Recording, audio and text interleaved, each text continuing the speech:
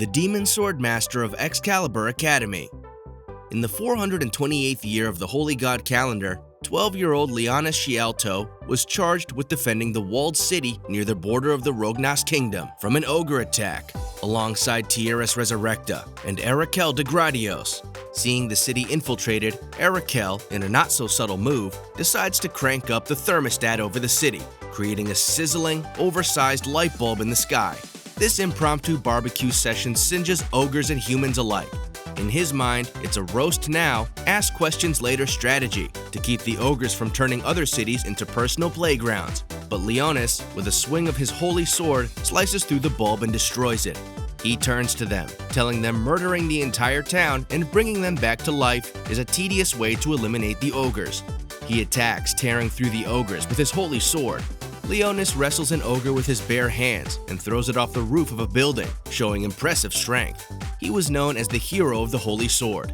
Leonis, ever the overachiever in the hero department, keeps up his daring deeds. Unfortunately, this turns out to be a great way to collect enemies like their limited edition trading cards.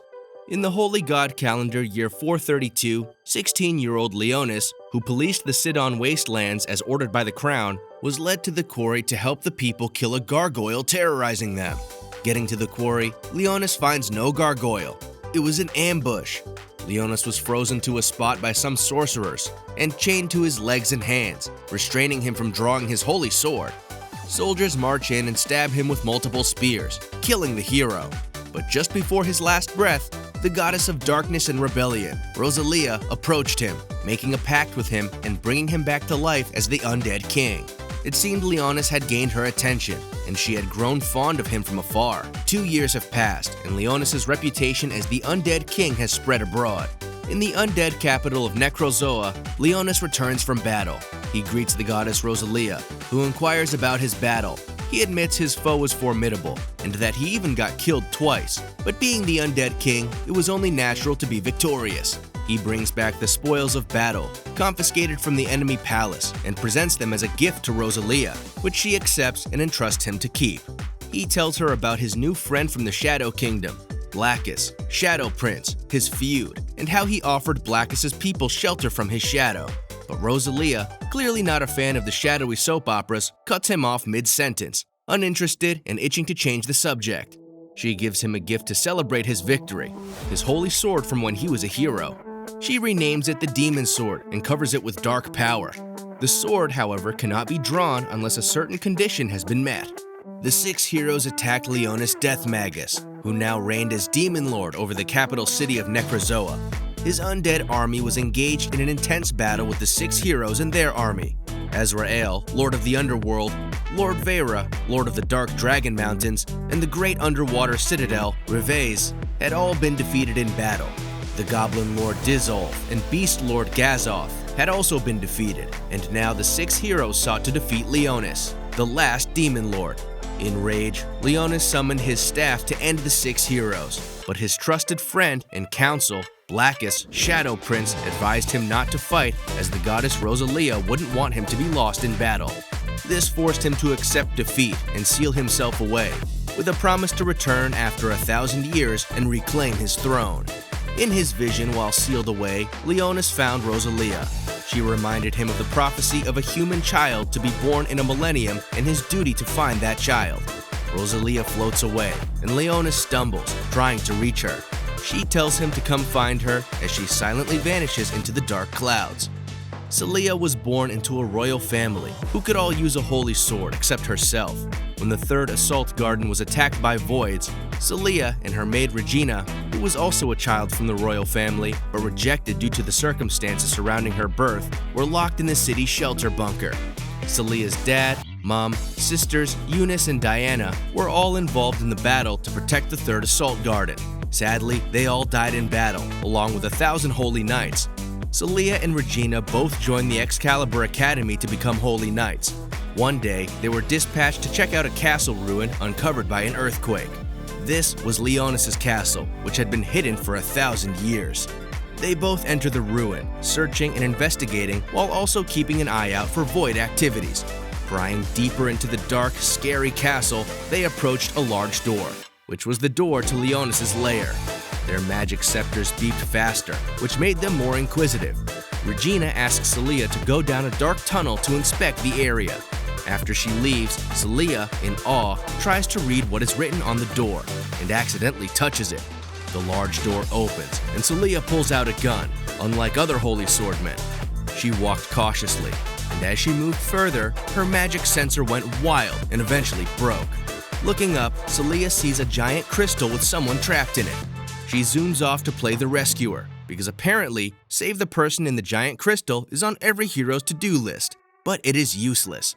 Seeing that normal bullets were no good, she switched to anti-material bullets, which made no difference. All the noise wakes Leonis. Leonis casts a language analysis spell, trying to understand what Celia is saying. He then decides to kill the intruder and break the crystal around him.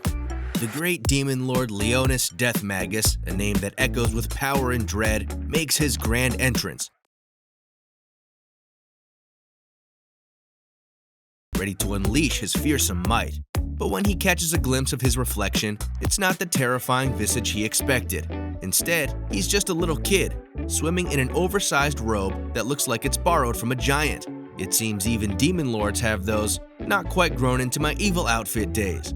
Picture Ain's old goon from Overlord in the body of Kirito from Sword Art Online being one person. Yeah, that's exactly what he looked like. It appears the reincarnation ritual didn't work as it should, and Leonis returned to the form he had when he was known as Leonis, the hero of the Holy Sword. Celia embraced him in her bosom to comfort the little child. What was a demon lord to do other than doze off in there? Celia introduces herself as a member of the 18th platoon of the 17th Assault Garden's Excalibur Academy, and to 15 years old. Leonis didn't grasp what she said, and introduced himself as Leonis Magus. Regina gets attacked by a void and uses her holy sword, which rocks the castle. Celia and Leonis try to escape, while Regina kills the void. On their way out, Celia and Leonis get attacked by another void. This time, she tries to fight it, while trying to protect Leonis. She takes a bad hit and bleeds to death while holding Leonis and telling him to run. This brings out the anger of the demon lord in Leonis, and he slays all the voids with his sorcery. Leonis can't let Celia die for trying to save him, so he brings her back to life as a vampire queen. Regina, after her battle with the void, comes and finds them. Celia asks Leo about the voids, but he says they left him alone and disappeared, and she supposes it was part of the awkward behavior of voids. Celia doesn't know she died, and when she asks about her injury, Leo claims to have healed it with his holy sword powers. They leave the castle, and Celia invites Leo to join her on her bike and take him back to the 17th Assault Garden. Regina introduces herself, but Leo is more focused on her bouncing breasts. Regina catches him staring and taunts him about it, calling him lewd. As they ride off, she offers him a peek into her skirts to help him regain his memory. We all need that every once in a while, don't we? Arriving at the 17th Assault Garden, Leonis is blown away by the shared size of the place and the fact that it is more like a ship and can move. Celia explains the role of the Assault Garden to Leonis and offers him to join them at Excalibur Academy, where people who can manifest holy swords are trained to become holy swordsmen. Regina leaves to go do some shopping, return home, and make them some food. Celia directs Leo into the automatic inspection area, where she leaves him. The alone time allows Leo to vent his discomfort. Seizing this moment of peace, he summons his trusty maid Sherry and his age-old pal Blackus. Picture their faces when they see him not in his usual fearsome demon lord getup, but as a human kid. It's like expecting Darth Vader and getting Baby Yoda instead. They're absolutely bamboozled, probably wondering if there's a shrink ray spell gone wrong somewhere. Sherry blushes, admitting that he is rather adorable. Leonis charges them with a duty to investigate the artificial island and its military strength, as he would need a full understanding of the terrain before his takeover. Passing through the inspection system, the machine disinfected and checked Leonis. The mana sensors and alarms go off as Leonis approaches, making him use a mana suppression spell before the system can grant him access.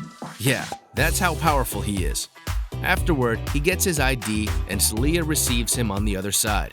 She takes him to the Excalibur Academy and gives him a tour.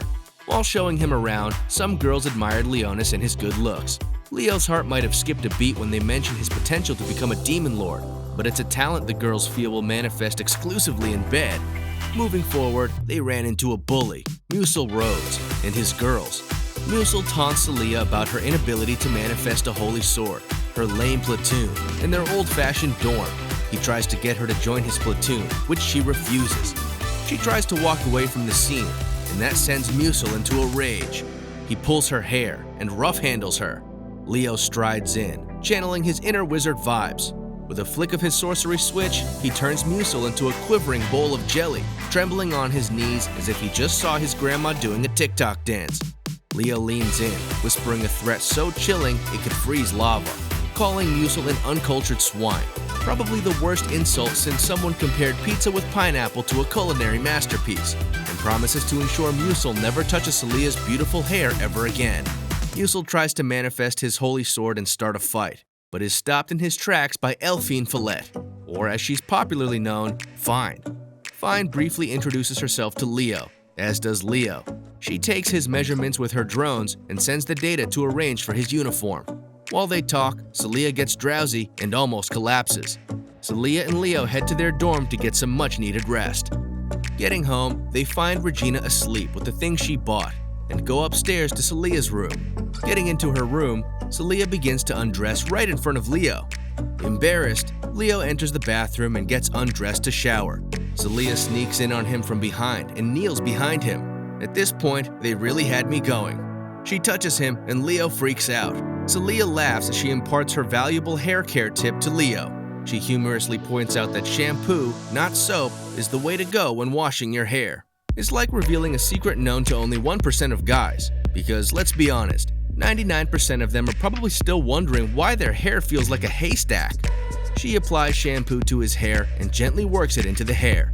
She tells Leo how platoons work and that she'd love him to join hers. He asks about her motivation in battles, and she explains. As she speaks, she becomes really weak and almost passes out. Leo grabs and places her on his neck. She bites on him and sucks his blood, regaining her strength but also shocked at what she just did. He then explains that she actually died and is now only alive because she is his minion. Celia wakes up in bed the following morning and Leo is right there with her. He explains to her that he carried her from the bathroom to the bed using sorcery and that he did not lay a finger on her. He then explains who he is and that she is now a vampire queen, one of the most prestigious types of undead there is. She then tells him of when she was 9 and how the attack of the Voids, called the Stampede, took all of her family members in her hometown, leaving Regina and herself to be taken to the Excalibur Academy. The conversation was getting intense when a loud rumble startled them both. It was Leo's belly. The pair immediately got prepared and went to get some food at the cafeteria. Leo, being a gentleman, offered to pay for their meal. He removes a gold coin from the floor, but Celia rejects it. She said the assault garden only accepts credit payments. Leo's gold coin, once the epitome of wealth, suddenly feels as useful as a chocolate teapot. It's like showing up to a smartphone convention with a carrier pigeon. So much for Leo's grand gesture, his treasure trove just turned into fancy paperweights. At the cafeteria, they meet Sakuya, who strikes 2 bouncers with her sheathed sword, trying to collect the debt she owes the casino. They share a meal before leaving for the inquiry. Leo is asked to manifest his holy sword. He calls out his wicked staff of sins to demolish the void simulators in a flash. Musil Road steps into the inquiry, wanting to face Leo, but Celia insists he joins Leo to protect him. The fight gets messy, and Celia beats all of Musil's platoon mates but gets frozen and unable to move her body due to Musil's Iron Fist effect. He moves to finish Leo off, but the will to protect Leo pushes Celia to manifest her holy sword, a shining red sword she uses to slice through Musil's holy sword and wins the day. Leo is inducted into the 18th platoon with a large dinner prepared by Regina. Things are going well until all the ladies offer you to come stay in their rooms. Celia insists he stays with her since she was the one that found him. Leo also agrees. Leo goes on to see Finny, get his registration done, and collect a spare tablet from her to look at the town map. He summons Blackest to learn all of the information he has gathered. He then summons Sherry, who brings him donuts, other food items, and some information. No one in the town knows about him. Celia came out looking pretty in a towel. Nice. And invited Leo to shower. The following morning, Leo wakes up to bite marks on his neck. Celia has gotten busy. He wakes her up with his summoning powers and asks that she should always ask first when she wants a drink from him. Fine, then call with some information. A research team sent to do a marine survey had gone missing, and it caused the council to call a meeting. In the meeting, the council learned of void activity before the disappearance of an investigation team, which was worrisome and led to further investigation. Meanwhile, Leo is training Celia by putting up a barrier so no one can see them summoning his skeleton minions, which she slices through like paperwork. After their session, Celia offers to treat Leo to a restaurant.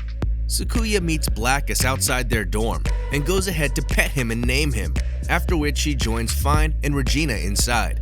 Fine tells them about the strange observation and the possibility of a void infiltration, but it seems like Sakuya wasn't quite as intrigued by the discovery, as this kind of information has the remarkable power to induce instant sleepiness. To fund her obsession with donuts and to get junk food for Leo, Sherry gets a job at the donut shop, and for her first task, she chops the bowl and the dough up. She is sent to handle less scary chores like sweeping the front yard. She coincidentally spotted Celia and Leo buying donuts from the shop as she stepped outside. Celia takes Leo to a restaurant that houses some orphans, reminding him of his life as an orphan. While Celia talks, one of the boys pulls up her skirt, which Leo finds offensive and tries to punish, but Celia stops him, telling him to overlook it and that he is just a kid. Mrs. Frenia, who owns the place, walks in and is introduced to Leo. The kids swarm him when they hear that he is a holy swordman. Just before they tear him to shreds, Celia announces that she bought some vegetables and donuts. Now we all know that kids are head over heels for donuts, but as for the vegetables, well, let's just say they're not exactly on the top of their must-eat list. It's like trying to convince a unicorn to eat broccoli. Celia's desire to protect the place and kids reminds Leo of his castle.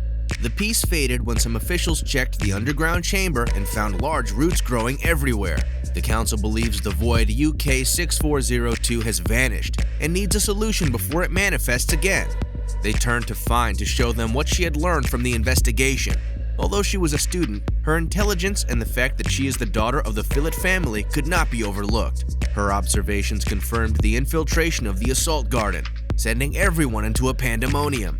Fine shares her suspicions with the other girls. They track down Celia's location, and Fine sends out one of her drones to keep an eye on her. She also tells the girls to be ready for battle at a moment's notice. At the restaurant, the kids and Leo enjoy the soup made by Celia. One of the orphan girls seems to have a crush on Leo, as she blushes when trying to talk to him.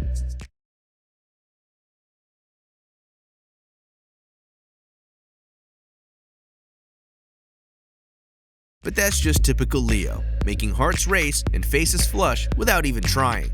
The situation with their root monster escalates as it aims for the power plant.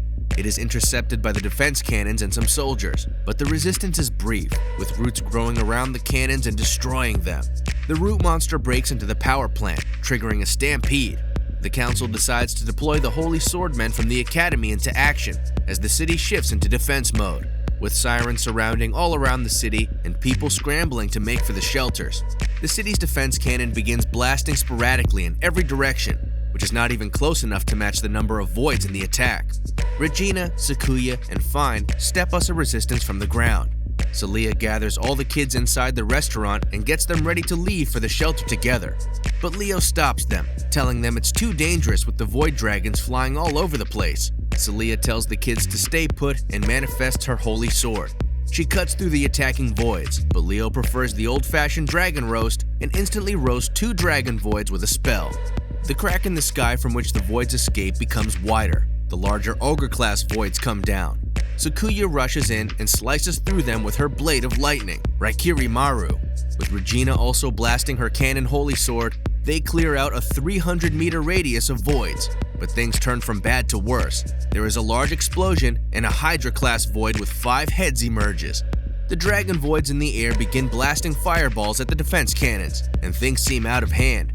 Leo then asks Celia to protect him as he casts a spell to kill a large dragon void coming their way.